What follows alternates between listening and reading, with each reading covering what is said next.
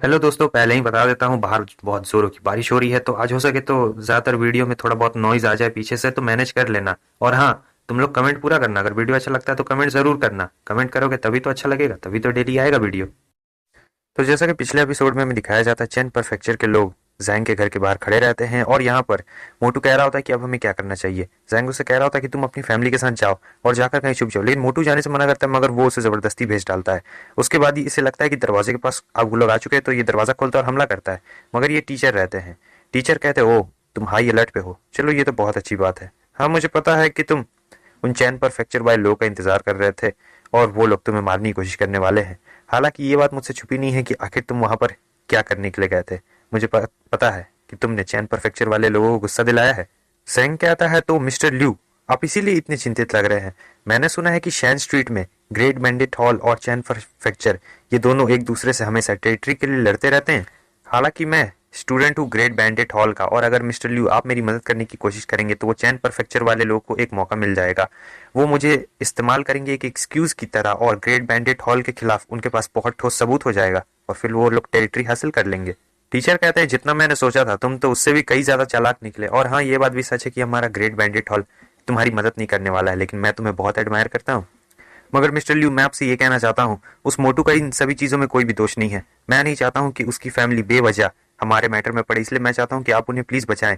तब टीचर कह रहे होते हैं कि भले ही हमारा ग्रेट बैंडिट हॉल कुछ ज्यादा बड़ा ना हो, लेकिन ऐसा नहीं है कि हम लोग इतनी आसानी से हार भी मान लेंगे।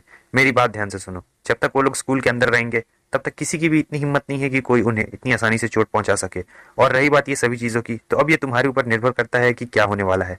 ठीक है, बाय। ये कहने के बाद टीचर वहां से चले जाते हैं।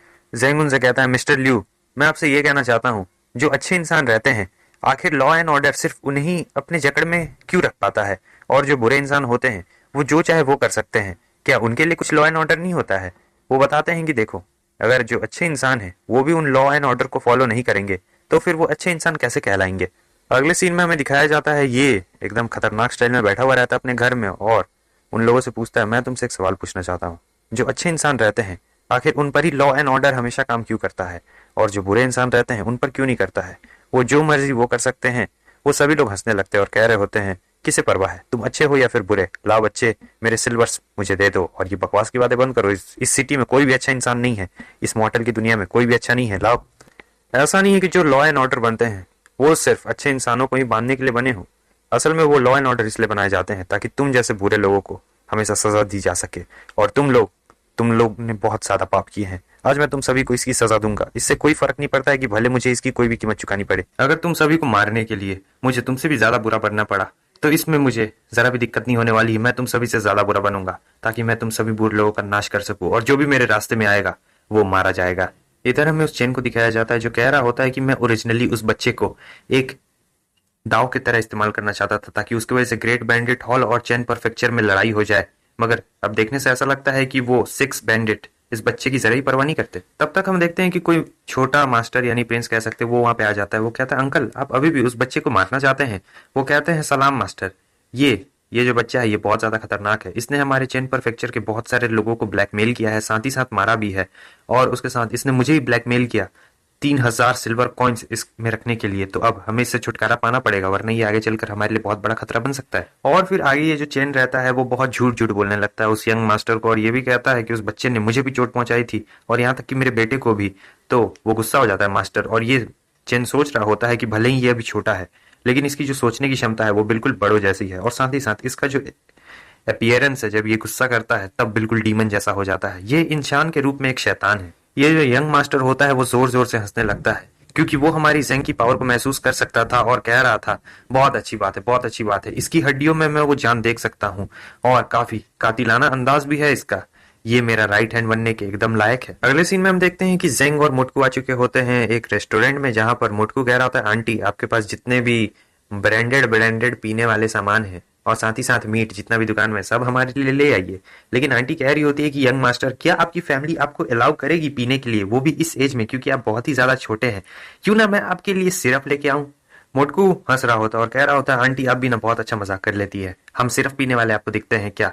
जेंग कह रहा होता है, आंटी आप हमारे लिए भाई 2 बोतल लेके आइए, हमारे पास बहुत पैसा है, बहुत अमीर खानदान से बिलोंग करते हैं। फिर आंटी उनके लिए वो सारी चीजें ले आती है, मजा आता है देखने में।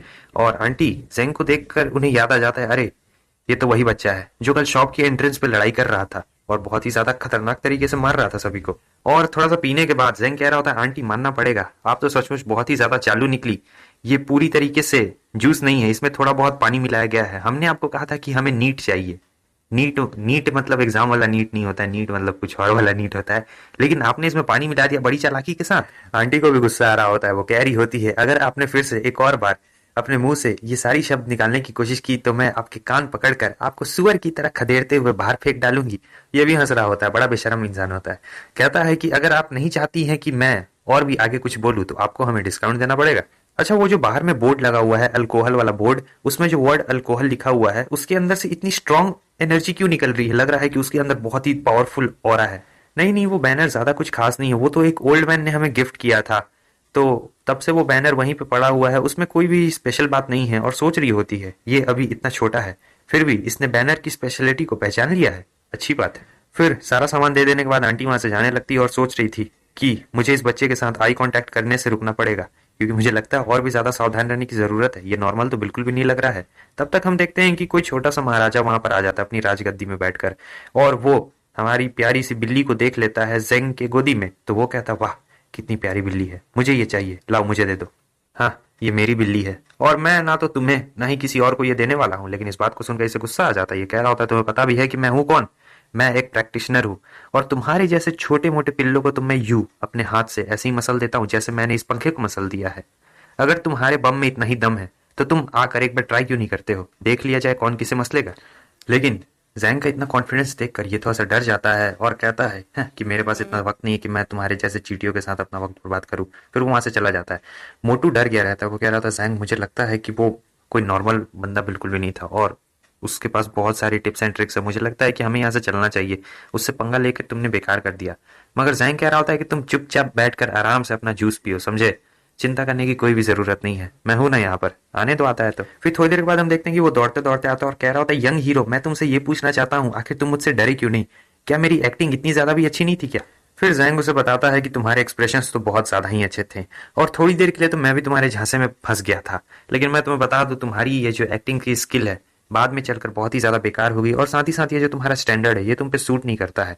तुम इतने सालों से इस स्पिरिट वर्ल्ड में रह रहे हो, समझे, और अगर तुम ऐसा ही करते रहोगे तो एक ना एक दिन तुम अपनी जान जरूर खो दोगे, तुम्हें ऐसा बिल्कुल भी नहीं करना चाहिए। फिर ये बंदा अपने बारे में बताने लगता है, तुम बहुत ही चालाक हो, लेकिन मैं तुम्हें बता दूं कि मैं बहुत ही ज्यादा टैलेंटेड था और मैं इतना ज्यादा टैलेंटेड था कि मेरे मास्टर मुझे अच्छी तरीके से सिखा नहीं पा रहे थे, इसीलिए मैं प्रैक्टिस करने के लिए यहाँ पर आ गया। मगर जैंग उसे तुरंत ही पकड़ लेता है कि वो झूठ बोल रहा है और कहता है, ये सब बकवास की बातें करना बंद करो। उसके बाद ये अपने नॉर्मल मूड में आ जाता है और कह रहा होता है कि ठीक है ठीक है ठीक है, मैं तुम्हें सारी बातें बताता हूँ। असल में वहाँ गेट पर कुछ हुआ था जिसकी वजह से मैं यहाँ पर खाना खाने के लिए वापस आ गया। अब क्या हुआ था ये तो आपको बाद में पता चले, लेकिन उससे पहले मेरी एक बात सुन लो। जो लोग भी अभी वीडियो को देख रहे हैं, चैनल को अनसब्सक्राइब करके फिर से सब्सक्राइब कर दो और साथ ही साथ जो बेल नोटिफिकेशन है उसको ऑल पे सेट कर दो ताकि नोटिफिकेशन